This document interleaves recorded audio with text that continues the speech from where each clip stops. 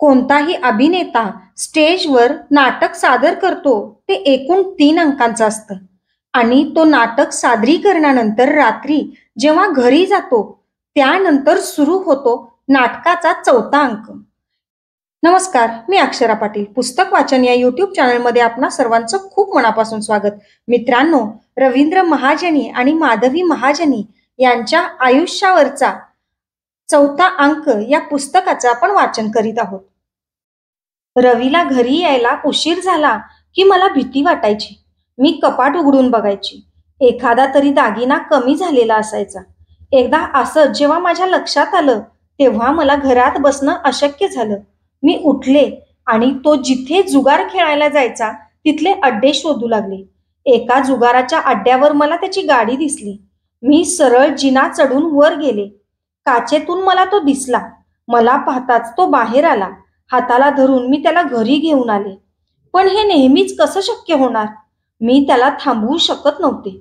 मला म्हणायचा, मी जेवढे दागिने जुगारात हारलो ते सगळे मी जुगारातच जिंकून आणेन. पण ते कधीच झालं नाही. रवीला जे काही पैसे मिळत ते तो माझ्याकडे द्यायचा. त्याला हवे असले की मागून घ्यायचा. त्याचा हेतू वाईट नव्हता, पण पुन्हा पुन्हा तो त्याच चुकीच्या मार्गानं पैसे मिळवायला जायचा. पुण्याला आल्यावर वानखेडे स्टेडियमच्या अनुभवावर तेव्हा मला मोठ्या हॉटेलमध्ये चांगली नोकरी मिळू शकत होती. पण रवीचा स्वभाव संशयी असल्यानं मी रात्रीच्या वेळी ड्युटी करण्याचे टाळले. काही काळ मी 9 ते 5 वाली नोकरी चांगल्या हॉटेलमध्ये केली. मधुसूदन कालेलकर यांच्या जाणता अजाणता या नाटकात रवीला पहिल्यांदा रंगभूमीवर संधी मिळाली. त्या नाटकाला व्ही शांताराम यांचे एक सहकारी आले होते. त्यांना रवीसारखा तगडा हिरो त्यांच्या झुंज या कुस्ती विषयावरील चित्रपटासाठी चांगला वाटला. त्यांनी व्ही शांताराम यांना तसे सुचवले. त्यांनी रवीला भेटायला बोलवले. या चित्रपटासाठी त्यांना चांगला पिळदार शरीराचा हिरो हवा असल्यानं त्यांनी रवीला शर्ट काढायला सांगितले आणि ते खुश झाले. रवीचा झुंज हा चित्रपट चांगला गाजला व उत्तम चालला. यात त्याची नायिका रंजना होती. कोण होतास तू, काय झालास तू, किंवा निसर्ग राजा ऐक सांगते, कुणी माझ्या मनात लपलंय ग, ही त्यातली गाणी त्यावेळी चांगली गाजली. या चित्रपटातील उत्कृष्ट भूमिकेसाठी रवीला अभिनयाचे फिल्मफेअर अवॉर्ड मिळाले. कालेलकर यांच्या तो राजहंस एक या कर्णाच्या जीवनावरील नाटकातील भूमिका तर फारच गाजली. निर्माते होते प्रभाकर पणशीकर, नायिका आशा पोद्दार. सुरुवातीच्या काही प्रयोगांनंतर जान्हवी पणशीकर हिने ही भूमिका करण्यास सुरुवात केली. हे नाटक सुद्धा हाऊसफुल होत असे. ब्लॅकने तिकिटे जात. वृत्तपत्रातून या नाटकाची व रवीच्या भूमिकेची भरपूर स्तुती झाली. सूर्यपुत्र म्हणून तो अगदी शोभून दिसत होता. रवींद्र महाजनी यांच्या परिस्पर्शाने सुवर्णमय झालेला कर्ण असे त्याला नावाजले गेले. तसं पाहिलं तर आराम हराम हे हा त्याचा पहिला चित्रपट. त्यात रवी बरोबरची नायिका होती पद्मा चव्हाण. ती तेव्हा टॉपला होती, त्यामुळे ती बेंगलोरला शूटिंगसाठी विमानाने आली. रवी मात्र इतर स्टाफ बरोबर टेम्पोने त्या ठिकाणी पोहोचला. त्याच्या मनाला ते त्यावेळी फार लागले होते. पण सुरुवातीला किंवा स्ट्रगलच्या काळात सगळ्याच नटनट्यांना अशा अनुभवातून जायला लागत असावं. हा चित्रपट चांगला चालला व त्यातले सुधीर फडके यांचे आकाशी झेप घेरे पाखरा सोडी सोन्याचा पिंजरा हे अर्थपूर्ण गाणेही गाजले. तसेच लक्ष्मीची पाऊले या त्याच्या चित्रपटातील फिटे अंधाराचे जाळे, झाले मोकळे आकाश हे गाणे अजूनही आवडीने ऐकले जाते. रवीची भूमिका असलेला बाळासाहेब सरपोतदार यांची निर्मिती असलेल्या लक्ष्मी नावाच्या चित्रपटाने सिल्वर जुबली साजरी केली. नायिकेची भूमिका रंजनाची होती. दुनिया करी सलाम हा चित्रपट गजानन सरपोतदार यांनी काढला. त्यातले दुनियेस लात मारू, दुनिया करी सलाम हे गाणे गाजले होते. त्यात रवीच्या जोडीला अशोक सराफ आणि रमेश भाटकर होते. हे तिघे तरुण बेकार असतात. कुणाच्या तरी लग्नात घुसून जेवायचे वगैरे हुल्लडबाजी करणाऱ्या तरुणांवर धम्माल असा तो चित्रपट होता. त्यामुळे तो चांगला गाजला. सतीची पुण्याई हा चित्रपट तर गावोगावी पुष्कळच गाजला. त्यात आशा काळेचा रवी हा नवरा होता. त्यात एक असे दृश्य होते की रवीवर हल्ला होतो, तो जमिनीवर पडतो. हल्लेखोराने कुऱ्हाडीचा घाव त्याच्या डोक्यावर मारायचा होता. प्रत्यक्षात रवी पटकन बाजूला होणार होता आणि कुऱ्हाड फक्त खाली जाताना दाखवायची होती. त्याप्रमाणे कुऱ्हाड खाली येताना रवीला दिसताच रवी बाजूला झाला, पण मारणाऱ्याने स्वतःचाही त्याच्या दिशेने हात हलवला आणि रवीच्या अंगावर घाव पडणार इतक्यात रवीने हात पुढे केला. त्यामुळे त्याच्या मनगटावर कुऱ्हाडीचा घाव बसला. रवीला मोठीच जखम झाली. मला फोन आला. आम्ही ताबडतोब त्याला हॉस्पिटलमध्ये दाखल केले. टाके पडले. यथावकाश तो बरा झाला आणि चित्रपट पूर्ण केला. मुंबईचा फौजदार हा रंजना व रवीचा असलेला चित्रपट ही पुष्कळ गाजला. मात्र रवीला नृत्याचे अंग नव्हते. शिकून घेण्याची तयारीही नव्हती. या चित्रपटात या दोघांचे समुद्र किनाऱ्यावर एक गाणे होते. अर्थातच त्या दोघांनाही थोडेफार नृत्य करावे अशी अपेक्षा होती. रंजना सुंदरच नाचली, पण ह्याला जमेना. त्यानं सरळ सांगितलं, या गाण्याच्या वेळी मी नुसता उभा राहणार, तू नाच. रवी त्यावेळी टॉपला होता, त्यामुळे ते गाणे त्याला पाहिजे तसे चित्रित झाले. याच सुमारास मी गरोदर राहिले. दशमीर माझ्या पोटात होता. त्यानंतर गोंधळात गोंधळ किंवा अशोक सराफ आणि रंजना या जोडीची निवड केली गेली. या चित्रपटातील कथानकात नायक नायिकेच्या 2 जोड्या हव्या होत्या. त्याच सुमारास प्रिया तेंडुलकर ही चित्रपटात भूमिका मिळवण्यासाठी प्रयत्नशील होती. तेव्हा मग दिग्दर्शकाने रवी आणि प्रिया या जोडीची निवड केली. यातील नाविन्यपूर्ण हाताळणीमुळे गोंधळात गोंधळ हा चित्रपट भरपूर गाजला व चालला. त्यानंतर हीच खरी दौलत. हा चित्रपट रंजना आणि रवी यांना घेऊन काढायचे ठरले. हा बराचसा नमक हराम या चित्रपटासारखा होता. 2 जिवलग मित्र, एक युनियन लीडर तर दुसरा कारखानदार. नमक हराम चित्रपटातील अमिताभ बच्चन यांची म्हणजे कारखानदाराची भूमिका रवींद्रला व दुसरी यशवंत दत्त यांना द्यायची असे सुरुवातीला ठरले. सह्या झाल्या. त्यानंतर शूटिंगला सुरुवात करण्यापूर्वी रवीने जे स्क्रिप्ट पाहिले त्यात मूळ कथानक पूर्ण बदलले होते. कारखानदाराची भूमिका अगदीच नगण्य करून तो जे त्या चित्रपटात करणार होता ते सारे रंजनाच्या भूमिकेस मिळाले होते. हे लक्षात आल्यावर रवीने हा चित्रपट करण्यास स्पष्ट नकार दिला. त्या सुमारास डॉक्टर श्रीराम लागू हिंदीमध्ये गाजू लागले होते. त्या दिवशी त्यांची डेट मिळाली होती. त्यामुळे निर्मात्याला शूटिंग टाळून चालणार नव्हते. ते अगदी घायकुतीला आले. त्यांनी रवीच्या पुष्कळ मिनतवाऱ्या केल्या, पण रवी काही केल्या तयार होईना. बऱ्याच नाकदुऱ्या काढल्यावर अखेरीस या चित्रपटात काम करण्यासाठी चित्रपटाचा दिग्दर्शक रवीचा होकार घेण्यात यशस्वी झाला. तशीही रवीने आधी सही करून ठेवली होती. रंजना व रवीला एकत्र पिक्चर्स मिळू लागले. जोडी हिट ठरली होती. तेव्हा रंजनाने एकदा रवीला सुचवले की आपल्या दोघांनाच सर्वात जास्त पिक्चर्स मिळावेत, म्हणून मधुला विश्वासात घेऊन आपण आपले अफेअर चालले आहे असे उठवूया, म्हणजे आपल्याकडे जास्तीत जास्त सिनेमे येतील. माझी हरकत नव्हती, पण रवीने ते मान्य केले नाही. रंजना नेहमी इतरांना सांगायची की गाडीत बसताना ड्रायव्हरच्या मागे कधीही बसू नये, कारण अपघात झाला तर ड्रायव्हर व त्याच्या मागे बसलेल्या माणसाला सगळ्यात जास्त धोका असतो. एकदा पहाटे ती तिच्या एका चित्रपटाच्या शूटिंगसाठी निघाली होती. अर्थातच रंजना ड्रायव्हरच्या मागे बसलेली नव्हती. अजून पूर्ण उजाडलेले नव्हते. वेगात असलेली गाडी अचानक एका झाडाला धडकली. या अपघातात कुणाला खरचटलं सुद्धा नाही. रंजनाचे मात्र 2 पाय या अपघातात गेले आणि तिचं चित्रपटातलं करिअर संपुष्टात आलं. गोंधळात गोंधळ या चित्रपटात प्रिया आणि रवी यांची जोडी सुपरहिट ठरली व प्रियाला मराठी चित्रपटात चांगल्या भूमिका मिळू लागल्या. देवता चित्रपटात रवीची मुख्य भूमिका होती. सुशिक्षित असूनही काही कारणामुळे तो दरोडेखोर होतो. त्यानंतर आशा काळे त्याच्या आयुष्यात येते व ती त्याला या गुंडागिरीपासून परावृत्त करते. रवी सुधारतो व चांगले आयुष्य, यश मिळवतो असे साधारण कथानक होते. या चित्रपटातील ढोलकीच्या तालावर, घुंगराच्या बोलावर, तसेच खेळ कुणाला दैवाचा कळला, ही गाणी अतिशय गाजली. या चित्रपटात त्याच्या मुलाची भूमिका महेश कोठारे यांनी केली होती.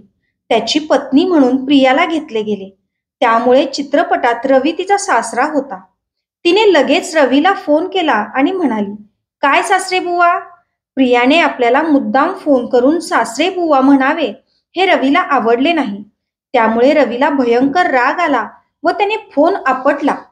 या काळात रवीची मराठी चित्रपटसृष्टीतील कारकीर्द अगदी भरात होती. त्याचं सर्वत्र नाव झालं होतं. The only hero who looks like hero असं एका वृत्तपत्रात त्याच्याबद्दल लिहिलं होतं आणि तसं बोललंही जायचं. असंही लिहून आलं होतं की मराठीला रवींद्र महाजनीच्या रूपाने एक देखणा हिरो मिळाला आहे. हिंदी डायरेक्टरही त्याला लगेच हिंदीत घेतील. बेआब्रू हा रवीचा हिंदीतला पहिला चित्रपट. त्यातले निर्माता, दिग्दर्शक सारे नवीन होते. त्यामुळे कमी मानधनावर रवी या चित्रपटात काम करण्यास तयार झाला. हा चित्रपट 25 आठवडे चालला. त्यामुळे धंदा उत्तम झाला. रवीला उत्कृष्ट अभिनेता म्हणून पुरस्कार मिळाला. निर्मात्याला भरपूर फायदा झाला, पण रवीला त्यांनी त्यातली थोडी रक्कम दिली नाही. त्यामुळे रवी नाराज झाला. त्याचे चित्रपट गाजू लागल्यानंतरच्या 8-10 वर्षाच्या काळात त्याचे जुगाराचे व्यसन संपल्यासारखे झाले होते. तेव्हा मी आमच्या ज्योतिषांना कुतूहलानं विचारले की इतका जुगाराच्या आहारी गेलेला माणूस आता अजिबातच जुगाराच्या अड्ड्यावर फिरकत नाही, असे कसे झाले? तेव्हा ते म्हणाले, आता त्यांना चित्रपटाचे व्यसन लागले आहे. त्यांच्या व्यसनी स्वभावास अनुसरूनच हे झालं आहे. एकदा एन चंद्रा निर्मात्याला घेऊन संध्याकाळच्या वेळी घरी आले. त्यांनी अंकुश या चित्रपटाचे कथानक सांगितले. ते याच तयारीने आले होते की सह्या व्हाव्यात आणि सायनिंग अमाऊंट देऊन जायचे. त्या संबंधीची बोलणी चालू झाली. रवीच्या डोक्यात बेआब्रू चित्रपटाचा अनुभव होता. पुष्कळ पैसे मिळूनही निर्मात्याने आपल्याला थोडाही त्यातला वाटा दिला नाही हे शल्य त्याला बोचत होतं. म्हणून त्यानं सांगितलं की चित्रपटाच्या उत्पन्नात जो फायदा होईल त्यातील काही हिस्सा मला तुम्ही द्यावा. खरं तर एन चंद्रा यांना रवी हवाच होता, पण निर्मात्याने ही अट नाकारली आणि तो चित्रपट रवीच्या हातून गेला. अंकुश या चित्रपटात रवी जी भूमिका करणार होता त्या पात्राचे नावही रवी ठेवले होते. पण पुढे ती भूमिका नाना पाटेकरने केली व हा चित्रपट पुष्कळ गाजला. त्यानंतर वहम हा चित्रपट गुडनाईट कंपनीचे मालक मिस्टर मोहन यांनी डिस्ट्रीब्युशनसाठी घेतला. ते स्वतः, आणखी 2 जण आणि रवी असे प्रत्येकाने फिल्मच्या वितरणासाठी 2 लाख घालावेत असे ठरले. पुण्यामध्ये आईने माझ्यासाठी 6000 स्क्वेअर फूटचा प्लॉट घेतला होता. त्यावर 3 खोल्या बांधूनही ठेवल्या होत्या.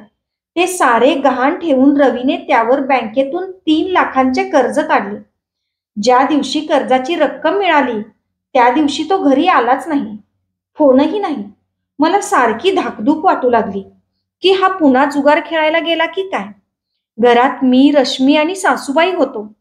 कशीबशी रात्र काढली. सकाळी रवी नेहमीप्रमाणे तोंड पाडून घरी आला. त्यानं सांगितलं, मला वाटलं मी जुगारात जिंकेन, मग त्यातून बँकेचं कर्जही फिटेल, वरती पैसेही मिळतील. पण मी हरलो. 1 लाख त्यानं जुगारात घातले आणि 2 लाख घरी घेऊन तो आला होता. 40 वर्षापूर्वी 1 लाख ही रक्कम थोडी नव्हती. वहम चित्रपट चालला, पण त्यातून फायदा काहीच झाला नाही. नंतर ते कर्ज हळूहळू फेडले. माझी लहान बहीण अंजू बागवे ही बऱ्याच वर्षापासून अमेरिकेत शिकागोला होती. ती बऱ्याच दिवसांपासून आम्हाला बोलवत होती, पण रवी चित्रपटात व्यग्र असल्यानं एवढा वेळ मिळत नव्हता. मग एकदा ठरवून 2 महिन्यांसाठी आम्ही दोघे, रश्मी आणि गश्मीर असे 4ही बहिणीकडे शिकागोला गेलो. वेळ भरपूर असल्याने पुष्कळ फिरणंही झालं. तिथल्या महाराष्ट्र मंडळास भेटी दिल्या. अंजूची मुलगी सोनिया ही साधारण गश्मीरच्याच वयाची होती. त्यामुळे मुलांनाही करमले. नंतर ते आम्हाला कॅनडाला घेऊन गेले. तिथे आम्ही तो सुप्रसिद्ध नायगारा धबधबा पाहिला आणि अनुभवला देखील. तिथे रेनकोट देतात. ते घालून आम्ही बोटीत बसून धबधब्याखाली धबधब्याचे पाणी अंगावर घेतले. माझी मुलगी रश्मी हिचे डोळे फार सुंदर आहेत. तिथे एका पत्रकाराने तिला पाहून आम्हाला विचारलं की हिचा मी फोटो घेऊ का? तिचे डोळे फार छान आहेत. ब्युटिफुल आईज फ्रॉम इंडिया असं नाव देऊन हे डोळे असलेला चेहरा मला वृत्तपत्रात देता येईल. आम्ही काही या सूचनेला फारसा प्रतिसाद दिला नाही. अंजूच्या दीरांना तिकडच्या घरात सत्यनारायणाची पूजा करायची होती. रवी म्हणाला, मी पुस्तकात बघून पूजा कशी करायची ते तुला सांगतो. तशी तू करत जा. त्याप्रमाणे भटजींनी सांगितल्यासारखे रवीनी ही पूजा सांगितली व प्रदीप बागवे यांच्या हस्ते ती पार पडली. रवीने 6-7 गुजराती चित्रपटांमध्येही भूमिका केल्या. धरती माता हा त्याचा गुजरातीतला पहिला चित्रपट. तो हिंदीतील मदर इंडिया या चित्रपटावर आधारित होता. त्यातील हिंदीतील सुनील दत्तची भूमिका रवीने केली व नर्गिसची भूमिका निरूपा रॉय याने केली होती. नीतू सिंग हिचा त्यात गेस्ट अपीरियन्स होता. हा चित्रपट चांगला चालल्यामुळं त्याला माली हेल उतारो राज या चित्रपटही लगेच मिळाला. या चित्रपटात त्याची नायिका अरुणा इराणी होती. दोन्ही चित्रपट चांगले चालल्यामुळे त्याला गुजराती चित्रपटसृष्टीत चांगली मागणी येऊ लागली. त्या सुमारास 2 भाऊ गुजराती सिनेमात टॉपला होते. रवीकडे चित्रपट येऊ लागल्यावर त्यांचे रेट जवळजवळ निम्म्यावर आले. पुढे असेच आणखी 4-5 चित्रपट रवीने केले. आमचा तो काळ भरभराटीचा होता. एकदा तो कोल्हापूरहून शूटिंग करून आला. तेव्हा तो माझ्यासाठी 45 वर्षापूर्वी 40,000 रुपयांच्या हिऱ्याच्या कुड्या घेऊन आला. त्या सुमारास मी वानखेडे स्टेडियमला नोकरी करीत होते. मी घरी नसायचे. तेव्हा रवी बरोबर एका चित्रपटात काम केलेली अभिनेत्री त्याच्यावर फिदा होती. ती माझ्या घरी फोन करायची. घरातला नोकर फोन घेत असे. त्याच्याकडून रवी कोणत्या शहरात शूटिंग करतो आहे याची ती माहिती घ्यायची. त्याप्रमाणे ती त्याच्या हॉटेलमध्ये जायची. हे रवीला कळले की तो मला फोन करायचा. हिला कुणी सांगितले मी इथं आहे म्हणून? मग म्हणायचा, आता मी काय करू? माझ्या रूममध्ये जाऊन बसली असणार ती. कधी तो तिला टाळण्यात यशस्वी व्हायचा, कधी रूममध्ये गेल्यावर कळायचे. ती मग तिथेच त्याच्याबरोबर राहायची. एकदा मी ऑफिसला गेलेले असताना घरी सासूबाई होत्या. रवी मुंबईतच स्टुडिओमध्ये गेला होता. ही नटी अचानक घरी आली. तिनं आमच्या घरातच बार उघडला आणि हॉलमध्ये बसून पीत बसली. इतकी प्याली की तिथेच लवणली. मी ऑफिस सुटल्यावर घरी आले तर सासूबाईंनी मला ती कशी पसरलीये ते दाखवलं. थोड्या वेळानं रवीही आला. सासूबाई बाहेर असल्यानं आम्ही तिला उठवून आत नेले. ती रवीला म्हणाली, मला तुझ्याशी लग्न करायचंय. मला म्हणाली, आपण दोघीही याच्याबरोबर एकत्र राहू. शेवटी कसे बसे तिला आम्ही धरून गाडीत घातले. हरा महाजनी मार्गावरच गाडी असताना गाडी थोडी स्लो झाली. असं होताच तिनं गाडीतून बाहेर उडी मारली आणि गाडी समोर जाऊन झोपली. तिला रवीला सोडून जायचेच नव्हते. मग पुन्हा आम्ही दोघांनी तिला उचलून कसंबसं गाडीत कोंबलं आणि माहीमला तिच्या आईकडे सोडलं. त्यानंतर मात्र ती कधी पुन्हा घरी आली नाही. अशीच आणखी एक मराठी अभिनेत्री आधी मला भेटायला आल्यासारखी मला माझ्या ऑफिसमध्ये चर्चगेटला यायची आणि मग रवी घरी असेल तेव्हा माझ्याबरोबर मला सोडायला म्हणून किंग सर्कलला घरी यायची. मग बराच वेळ गप्पाटप्पा चालत. माझी मोठी बहीण मीना हिने पंजाबी माणसाशी म्हणजे भाईसाहेबांशी लग्न केले होते. त्यानंतर मुंबईत नोकरी मिळाली. काही काळ ते माहीमला फ्लॅट घेऊन राहिले.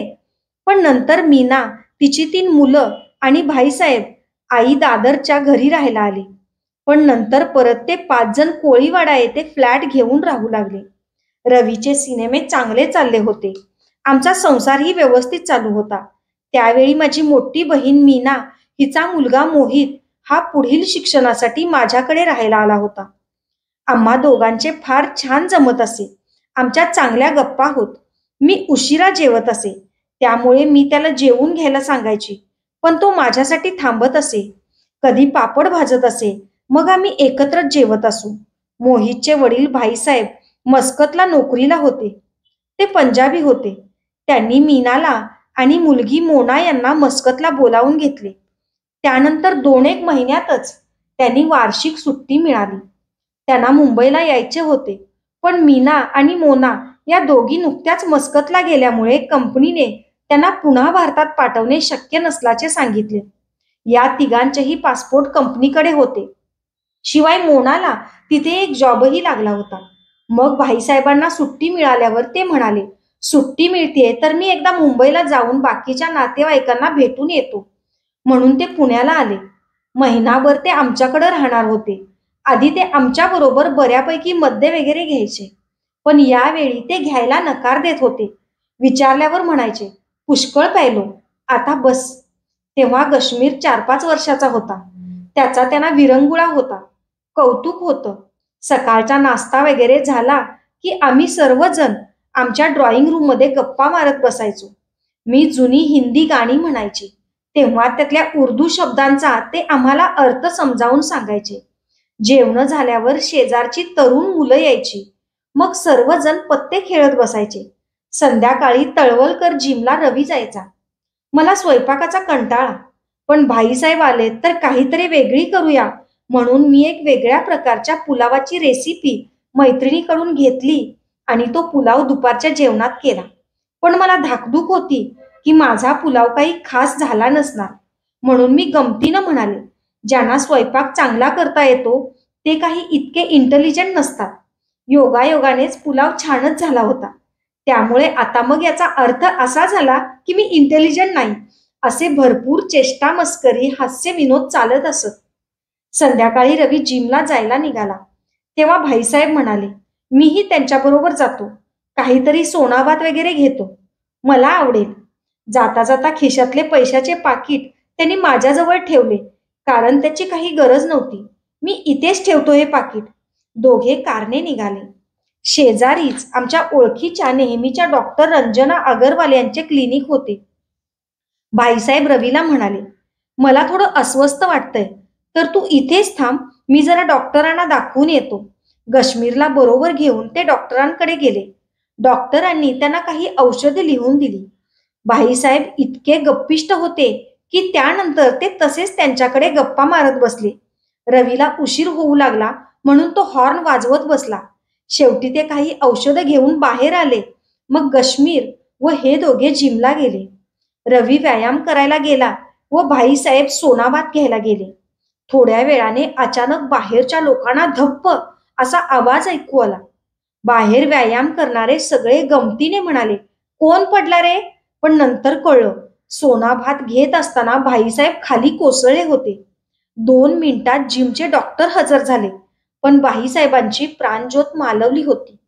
मग रवीने त्यांना घेऊन प्रयाग गाठलं. भाईसाहेब मस्कतहून आलेला पंजाबी माणूस, रवी मराठी नट. या सगळ्यामुळे मृतावस्थेत असलेल्या पेशंटला ऍडमिट करून घेण्यास हॉस्पिटल तयार होईना. शेवटी बरीच फोनाफोनी होऊन अनिल सरदेशमुख यांच्या ओळखीने ते ऍडमिट झाले. डॉक्टरांकडून डेथ सर्टिफिकेट घेतले. भाईसाहेबांचा मोहित हा मुलगा तेव्हा माझ्याकडेच होता, पण दुर्दैवाने तो त्याच दिवशी मुंबईला गेला होता. मग त्याला कॉल करून बोलावून घेतलं. घरातून बाहेर पडल्यावर भाईसाहेबांबाबत एवढे सगळे घडले याची मला सुतराम कल्पना नव्हती. आमच्याकडे त्या दिवशी संध्याकाळी रवीची आत्ते बहीण आणि तिचा भाऊ जेवायला येणार होते. आम्ही अमेरिकेला गेलो तेव्हा त्यांच्याकडे उतरलो होतो, त्यामुळे मी त्यांच्या स्वागताच्या तयारीत होते. स्वयंपाकाच्या धांदलीत होते. इतक्यात रवीचा फोन आला. म्हणाला, अगं भाईसाहेब गेले. माझा विश्वासच बसेना. फारच मोठा अनपेक्षित धक्का होता. तितक्यात दारावरची बेल वाजली. ठरल्याप्रमाणे रवीची आत्ते बहीण आणि तिचा भाऊ दोघेही जेवणासाठी आमच्याकडे आले होते. मला काय करावे ते सुचेना, पण त्यांना कळल्यावर त्यांनीच मला सांभाळून घेतले. बहीण म्हणाली, मी घरी जाते आणि भाऊ तुला हॉस्पिटलमध्ये सोडेल. भाईसाहेब मस्कतहून एकटेच आले होते. मीना व मोना या सर्वांचेच पासपोर्ट कंपनीकडे होते. आता त्या दोघींना अशी बातमी सांगायची आणि त्यांना इकडे आणायचे म्हणजे मोठीच अवघड परिस्थिती होती. परंतु या बाबतीत किशोर पंपचे मालक किशोर देसाई यांची मोठीच मदत झाली. त्यांनी त्यांच्या ओळखीच्या मस्कतच्या माणसाला सगळी परिस्थिती सांगितली. त्यांनी ती जबाबदारी पार पाडली आणि मग सगळे नातेवाईक पुण्यात पोहोचले. भाईसाहेबांच्या मृत्यूचा हा प्रसंग मला विसरू म्हटले तरी विसरता येत नाही. सुरुवातीला अगदी भरपूर आनंद, गप्पा गोष्टी, मौज मजा आणि मग अचानक अवजड परिस्थितीत झालेला त्यांचा मृत्यू. खरोखरच कोणत्या क्षणी काय होईल ह्याची माणसाला अजिबात कल्पना नसते. अशाच विविध विषयांवरच्या नवनवीन पुस्तकं, कथा आणि कवितांसाठी पुस्तक वाचन बाय अक्षरा पाटील हे चॅनल सबस्क्राईब करा आणि व्हिडिओ कसे वाटतात हे कमेंट बॉक्समध्ये जरूर कळवा. थँक्यू.